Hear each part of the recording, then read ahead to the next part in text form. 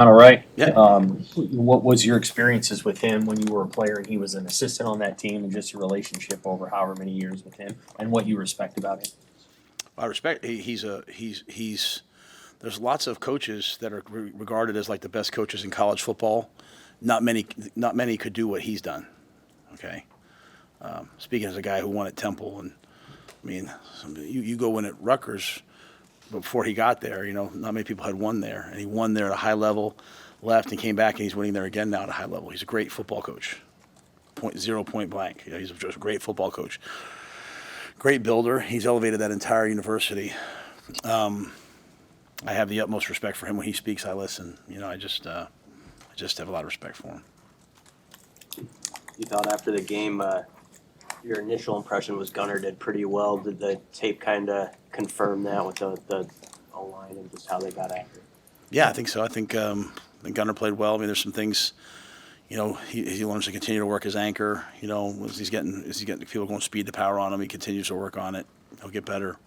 That's a really important thing this week. There's no better coach defensive front you'll see than the Rutgers D line. And I think our guys know that from playing them 2 years ago. Because what I like about Rutgers is you look at I have this big board in my office, and there's not a lot of transfers on there, right? There's a lot of homegrown talent, and a lot of tough Northeast kids that play really hard. So Gunnar will have to do what he did last week. Continue to get better. I think it's a credit to the guys on our scout team. We have a lot of guys who've played a lot of football who play on our scout teams that give them a really good look. Jaden made his debut on Saturday. Just how do you think he played just after everything he's been doing last week? Yeah, Javen went in kind of in like a nickel and dime role. It was, when this first happened, we never thought he'd be able to play at this point. Dr. Mathiasen, our team doctor, and the work he's done with the specialists. I mean, I honestly, we were hoping maybe for USC, the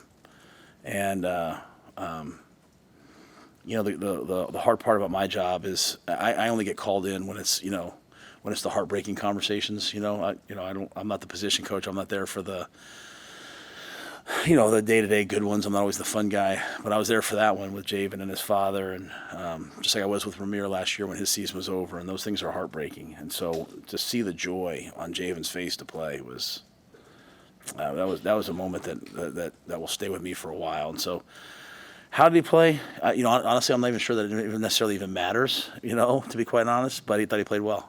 He'll play more this week. He hasn't practiced, hasn't been able to do a thing. It wasn't like, hey, he's coming back from an ankle. He's dealing with, the blood clots and all that stuff. So he's, hasn't done a thing really. And but he went out there, and luckily, as he said to me, I'm a ninth year senior, whatever he is. So he's got a lot of reps in the bank. Hey, Coach, Tommy Hill's status for the week, Stephon Thompson, Mike Mazuka. Do you have a personnel update on just some of those guys that weren't with you last? Yeah, Mike was suspended last game. He's reinstituted this week. That was kind of middle of the week that happened, so it wasn't something we were. I met with you guys. I wasn't anticipating that, to be quite honest with you. Stephon Thompson has a sprained foot, and he ran well today, so we're anticipating him practicing tomorrow. So I'll know more about that.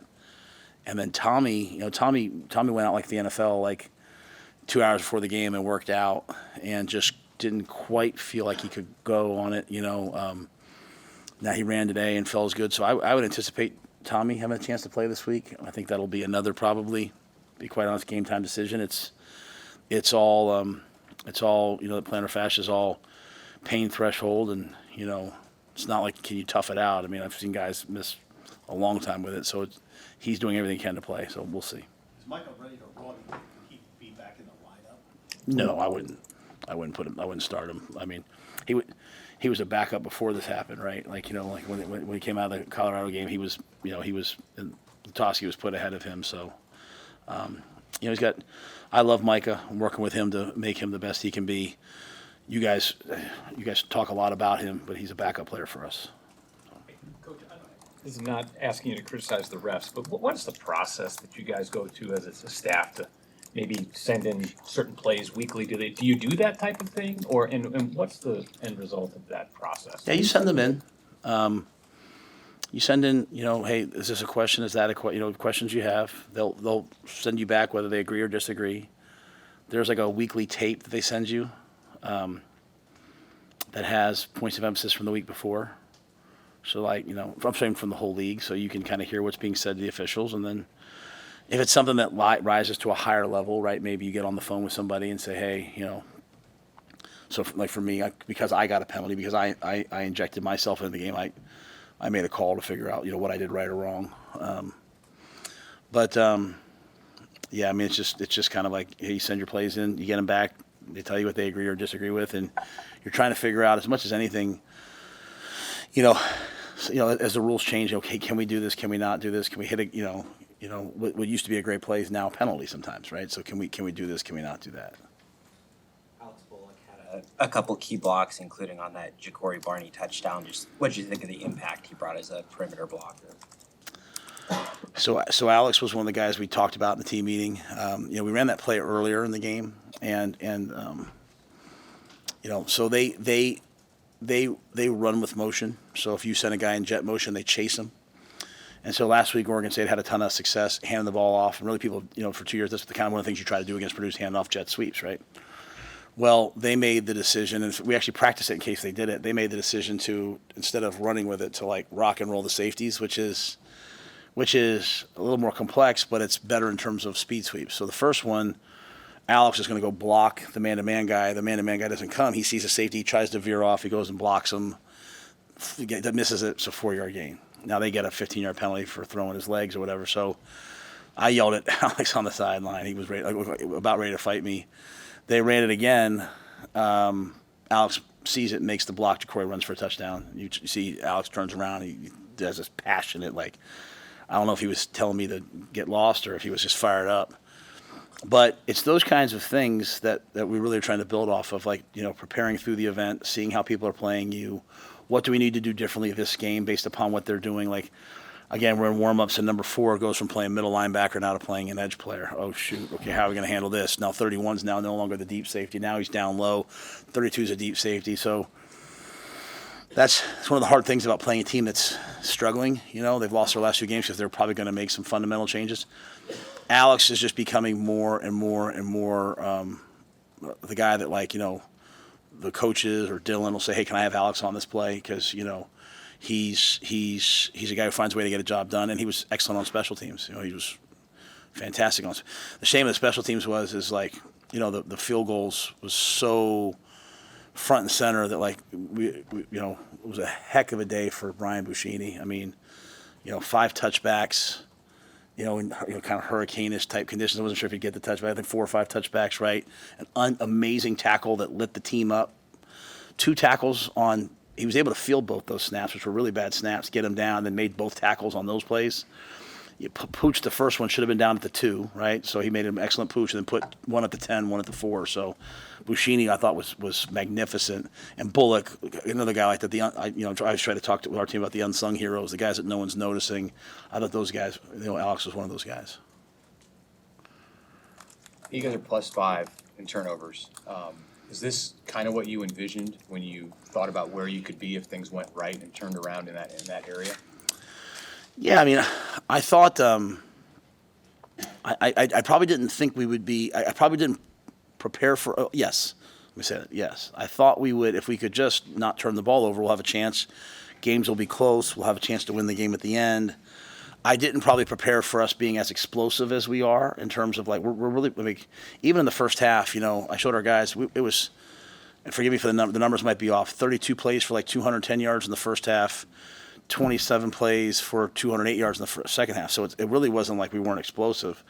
So what you're seeing, I think, is you're seeing other people now slow the game down, run the ball, try to bleed our defense, try to keep us off the field.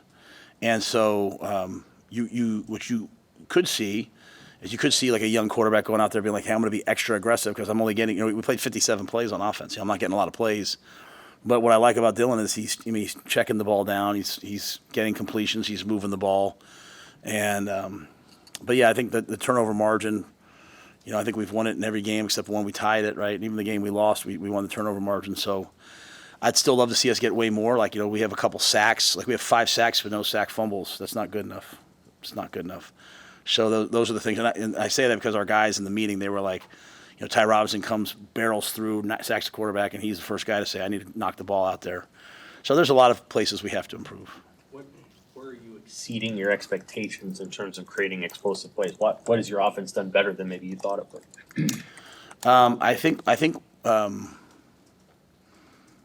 we have the ability. I think we've had the ability to get the ball to a bunch of different people. Like you can't sit there and key in on, hey, they really like to favor Nayor. Hey, they really like to favor this guy. I mean, really.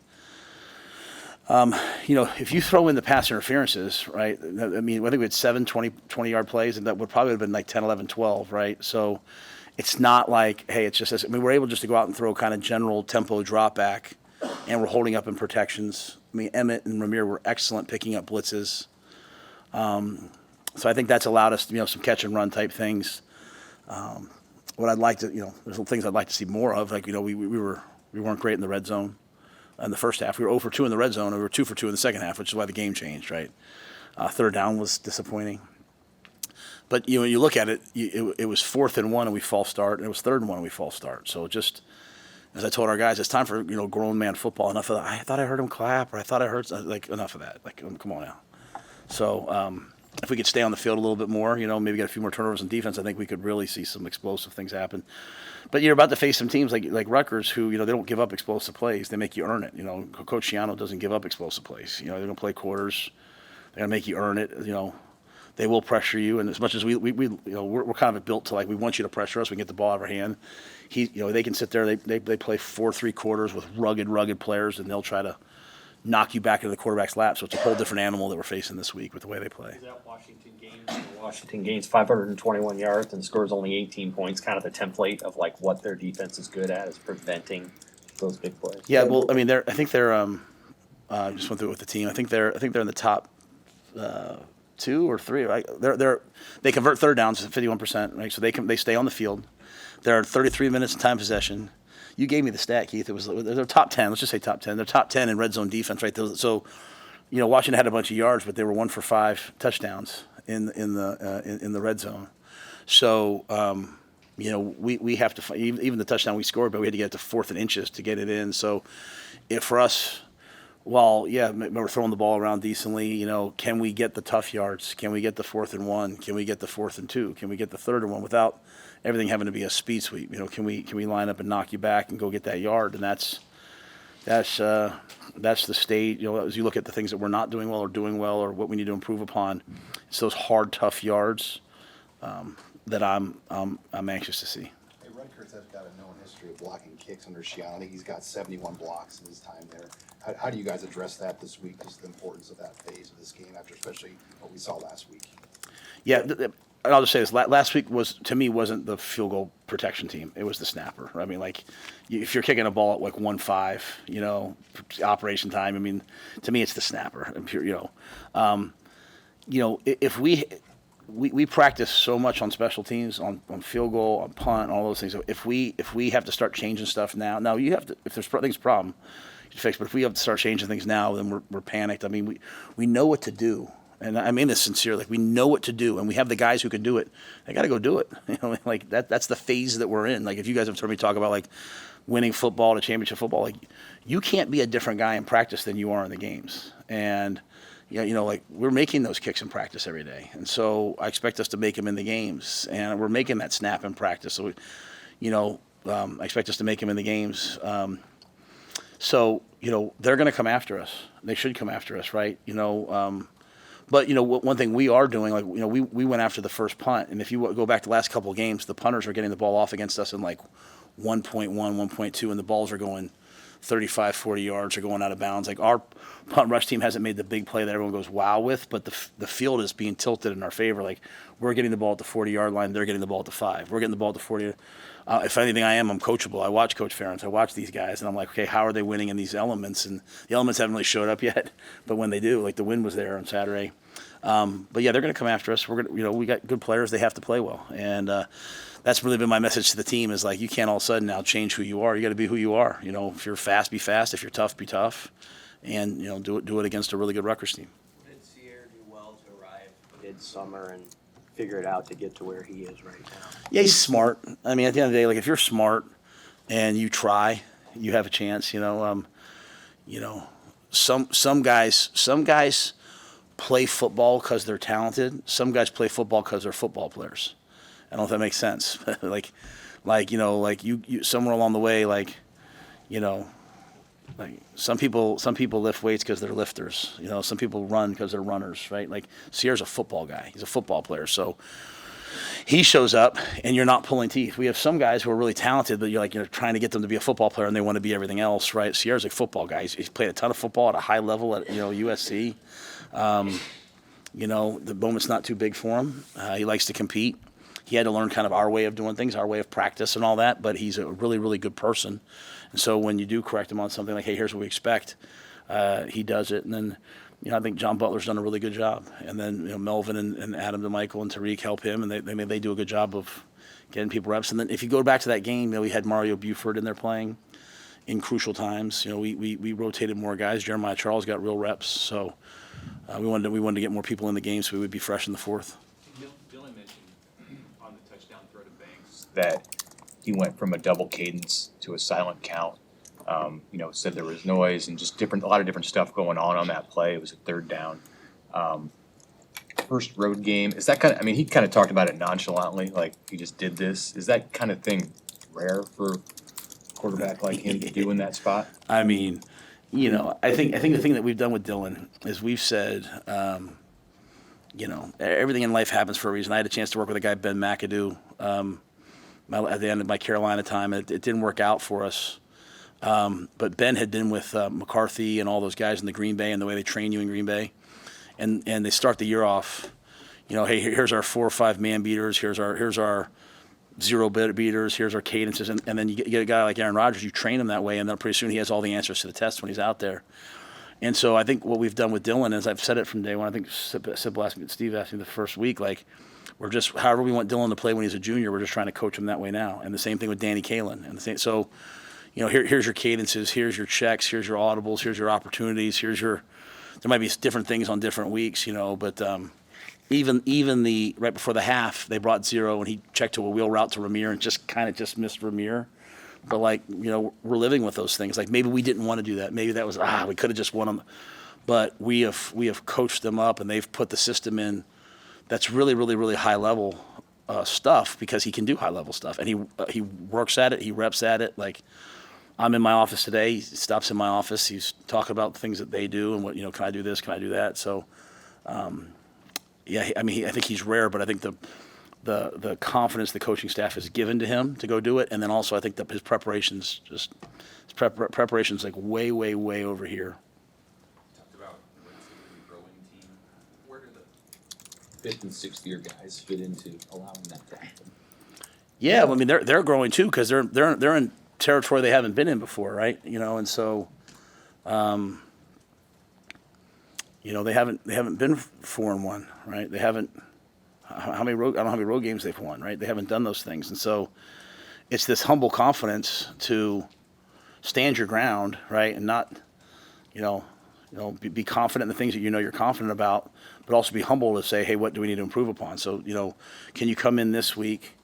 And can you have the same edge to you as you had last week about what do we need to get better at, while at the same time being confident, knowing, hey, I'm a good player. I have the right to. I've worked hard, and so a lot of those guys, I think they're all growing. I don't think it's age as much as it is just, hey, what does this take? What does this require? Like, you watch Purdue and Purdue gives up. He gives up. I don't know how many yards he gave up to Notre Dame, but it was just a bad day, right? And then they give up, 300 some yards rushing to Oregon State. And I think Sam asked me, I was like, well, we don't really have a running quarterback, and they're not going to. Your defensive head coach is not going to give up 200, 300 yards rushing 3 games in a row. He's just not going to do it, right? So they played man and left their guys on an island out there, and so we went out. We threw the go balls, and So I just think our guys learning hey, because we're winning a few games now, people are going to do different things against us, and I've got to get to the game. I've got to recognize what's happening in this game. It's not all this emotion beating our chest. It's like getting to the game and being like, what are they doing? Oh, hey, this is a cover 2 game. Hey, this is this game. Hey, this is that game. And then them seeing the preparation, the things that we're working on and showing up. Like Barrett Liebentritt, I said this on the thing.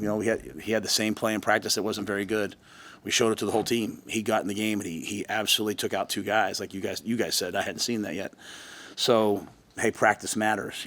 Practice matters. And the guy that he hit in practice was Marquise Buford, who's 2 ACLs, bad shoulder, bad hip, bad neck, plays in every play, but yet he's out there in his black shirt, competing on a Tuesday, because that's what we do here. And so I think those older guys, them still being coachable, them still having a lot of say in things, like even some of the discipline issues that I'm dealing with, with guys on the team. I take those things to like the leadership council. Like, hey, how do you guys think we should handle this? I haven't done that in a long time, but I'm taking it to them because it matters. Which is, to be quite fair, this is why I really don't want to talk. I don't want to talk about the guys that aren't doing things right. I want to talk about because I have so many guys who are doing things right. I know you have to ask about them. Trust me, I get your job. You just have, I sometimes for you to see why I'm the way I am. But I'm just blessed to have guys out like Tommy Hill's out there battling to play, so battling to get back out there. Emmett Johnson's averaging over 8 yards per carry now. Assuming he's one of the guys that is doing things right for you. Do you have to rethink the way that you rotate your running backs given his success, or do you kind of like the spot that he's in coming in the way that you guys? No, I think I said last week, hey, we'd like to get him more involved, and maybe a little bit earlier we should have. I still think there's like a rhythm to it in terms of tackling Dante is really hard. Like on the first touchdown drive, there's like a 2nd and 1 or 2nd and 2 where Dante bounces the ball outside, and there's 2 defenders there, and he sets his pads and he runs right through one of them. If we ask Ramir and Emmett to do all those things early in the game, then they're not going to be, to me, explosive late in the game. So I think the big backs, you have to just understand that they're setting the tone for the run game. But what I loved about what Emmett did was Emmett caught the ball out of the backfield. He picked up blitzes, and then the first guy never tackled him. And we have our little keys to victory every week. And one of the things for this week was get the ball on the perimeter and be untackleable, right? Like, don't let them tackle you. And even like an outside zone that he cuts back, he gets 9 yards because the first guy's never really tackling Emmett. And, it's like I said to Gabe Irvin, I'm watching Gabe in practice last week. Gabe came off a major injury. He's getting his swagger back. So I think we have 4. Ives is over. Ives can go in and play. So, but yeah, I like what Emmett did. And so Emmett deserves to keep playing. He was one of the guys we singled out out there just because he just did so many good things, and not maybe it wasn't one huge play. He certainly bailed me out after my penalty, which I appreciate. So I'm very grateful for that. What do you see with Kyle Monungai, the Rutgers back? It's like the Matrix, it's like nothing ever kind of hits him. Like he's running and like he's just got such elite body balance and contact balance, but also like he sees it coming, and so no one ever gets like a true shot on him, right? It's always like a glancing blow. I think he's really, really, really a great player. Their offensive line coach, Pat Flaherty, was was like my mentor when I was at New York. And one thing I know about Flats is like they're going to set their pads and come off the ball. They're going to be well coached. They're going to be physical. Like you watch their guys when the piles, there's a pile, their guys are coming running in and diving into the pile and trying to knock it forward. And so that's the type of offense people have been playing against us. That bleeding, like, hey, we're going to get 3, 4, 5 yards, just stay on the field, try to wear you down. So that's be a heck of a challenge for us. And then he brings in the element, though, Mitch, of like they had him backed up against Washington, and then 3 guys hit him, and you can run for he can run for 60. So then when he gets tired, they can bring in Sam Brown, and he's 227 pounds and an excellent back. So they've got 2 of the best backs we'll see. How do you think your defense is done handling that kind of style going at them, and how are they continuing to adjust? Well, I think we wouldn't have been pleased with it, in games 3 and 4. I think last game I thought we were better at it. There's still, with the way we play, with the amount of movement and pressure and all that stuff, there's a play's going to hit now and then because we're moving, right? Like, but I thought, holding the 52 yards rushing. They came in, they were averaging a lot more than that. And, we prepared so much for the outside zones. We knocked the outside zones out pretty quickly, and then it kind of became, hey, some of the downhill stuff. I think it was that first drive of the third quarter, the guys in the headset were like, hey, they're going to the Illinois plan. And so our guys on defense understanding, like, Illinois hasn't shown this, but now they're going to do it against us. These guys haven't shown that. The Rutgers is a difficult run game for us because of the way they run the football. They run duo, they run it mid zone, they run the quarterback a great deal, and the quarterback might be coming out to throw RPOs, but he's an athletic player. We played against him in Minnesota, so it's a lot of really difficult challenges for us this week, and so it'd be quite a test for our defense. What do you most appreciate about the way John Bullock is playing? I think I like the fact that like he's a fifth or sixth year player, whatever he is, and he just keeps getting better. Like we showed, that was Tampa 2. He's the will linebacker in Tampa 2 that he picked off versus 3-by-1, and it's like they ran that same play twice before, and it's like he almost went to go get it. It's just like and then finally just went and got it. And while he's kind of go back to the earlier question, while he's a fifth year player, he's really played linebacker for about 14 games. And last year we had Luke and Nick out there a bunch. He rotated a bunch, so he's still a young player in terms of his development as a linebacker, but he gets better and better and better. Right? He's always working on something. He's working on getting off blocks or striking or his blitz patterns or playing man. And so I the fall of our team was like John in terms of the constant search for improvement, deliberate practice. You'd have a hard time losing because he's always trying to get better. And now he gets, hopefully he gets Stephon Thompson back this week. You get Javen Wright back now in the mix playing for us again. Vincent Shavers is really stepping up, and a guy like John doesn't maybe have to play as many snaps, so his snaps he can make impact plays like he did. He's really affected the ball, Steve. Like you talk to him how many times now he's got his hand on the ball. 3 against Colorado, I think, maybe 1 against UNI. Last week he takes the ball away, rips the ball out. This week he picks the ball off. So we're talking about turnover margin, and we're saying, the defense is taking the ball. Really, he's taking the ball away, right? Even the play Tommy picked off. I talked. They went to throw the ball number 2. He rolled in the window, so Shedeur had to go outside to number 1. And he picked that ball off. So John's just done a lot of nuanced things. One or two more. Dominic Sue's going to be inducted into the Nebraska Athletics Hall of Fame this weekend. What memories do you have of him, maybe from afar at Nebraska or when you guys crossed paths in the NFL? I don't even want to think about when I crossed paths in the NFL. He was just so dominant. He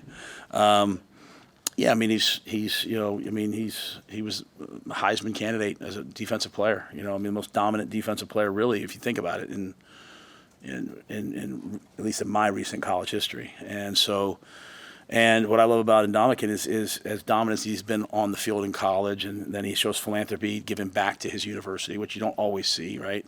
And the weight room's named after him because of him and his family's generous gift. And then you play against him in the NFL, and he's this vicious, amazing competitor. He was in Tampa Bay, and he's hard to block. Yet you look at the impact he's having on people, on young people, in terms of saving, in terms of investments, coming back, helping guys with NIL, in terms of how to manage their money. Like his purpose in life is about way more than just football. So I'm excited to have him back. I think it'll be